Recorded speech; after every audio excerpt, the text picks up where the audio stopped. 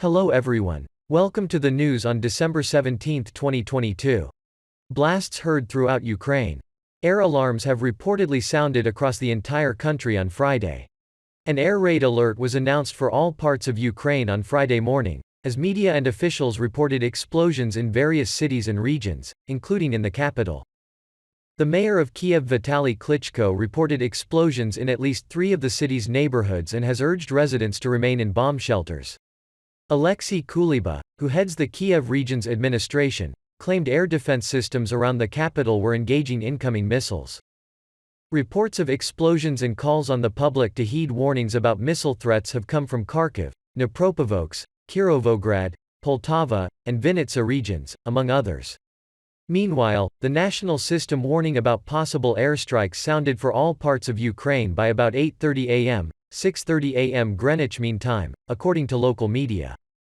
There were few immediate damage reports, though the mayor of Kharkov, Igor Terikov, reported a blackout. Alexander Vilkel, who heads the administration of Krivoy Rog region, claimed missiles had hit a residential building, without offering further details. Russia sent troops into Ukraine in late February, citing Kiev's failure to implement the Minsk protocols, under which the regions of Donetsk and Lugansk were to have been accorded a special status within the Ukrainian state. Moscow recognized the Donbas republics as independent states, which have since voted to join Russia, along with Kherson and Zaporozhye regions. In October, the Russian military started targeting energy facilities that the defense ministry believes to be crucial for Ukraine's military capability. As a result, the Ukrainian energy system has been significantly degraded, forcing the government to introduce rolling power cuts. Moscow has justified the change of tactics, stating that it happened only after Kiev launched several sabotage operations against civilian infrastructure in Russia. Days before the shift, a truck bomb had detonated at the Crimean Bridge, killing 3 civilians and causing serious damage. Russian investigators said the attack was masterminded by Ukrainian military intelligence. The Russian Defense Ministry has neither confirmed nor denied a new wave of attacks on Friday. Next newsletter is Russian-related news. Russian nuclear chief warns of absolute penetration. The new Sarmat missile can evade any anti-ballistic missile system and is more capable than its predecessor. Russia's newest intercontinental ballistic missile, ICBM, the RS-28 Sarmat, can penetrate any existing or future anti-missile systems, the commander of the country's Strategic Missile Forces, SMF, has said.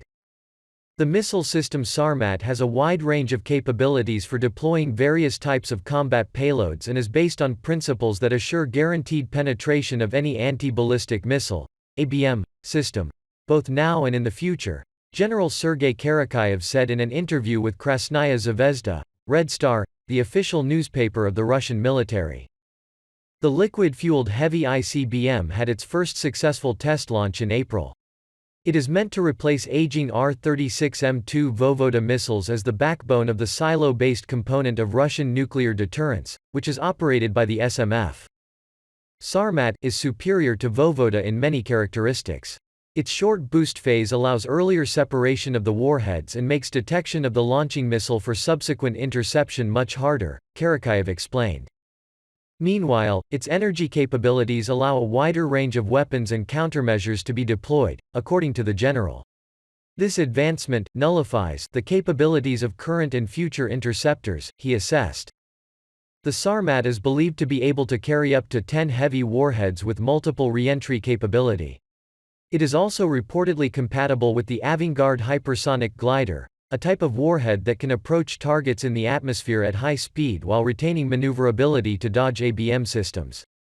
The Russian military said Sarmat's range allows it to be fired from Russia at targets in the U.S. via the South Pole, fully avoiding the American ABM site in Alaska. In August, the Defense Ministry signed a contract with the Kyiv Missile Center for the production of an undisclosed number of Sarmat weapon systems. Next newsletter is Switzerland-related news. Switzerland joins latest EU sanctions against Russia.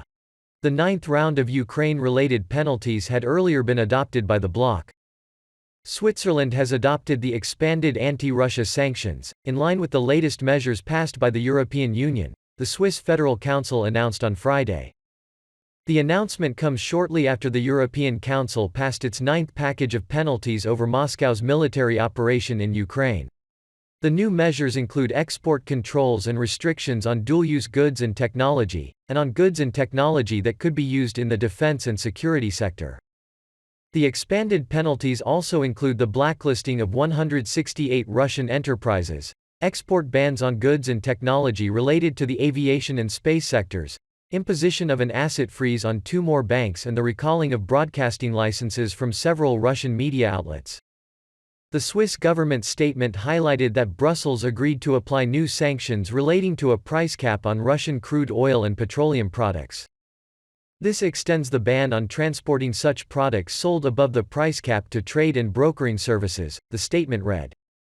Earlier this month, the EU, the G7 countries, Australia and Norway introduced the price cap of $60 per barrel on Russian seaborne oil, forcing Western businesses providing insurance and other services to stay away from tankers loaded with Russian oil, unless the cargo is bought at or below the price set.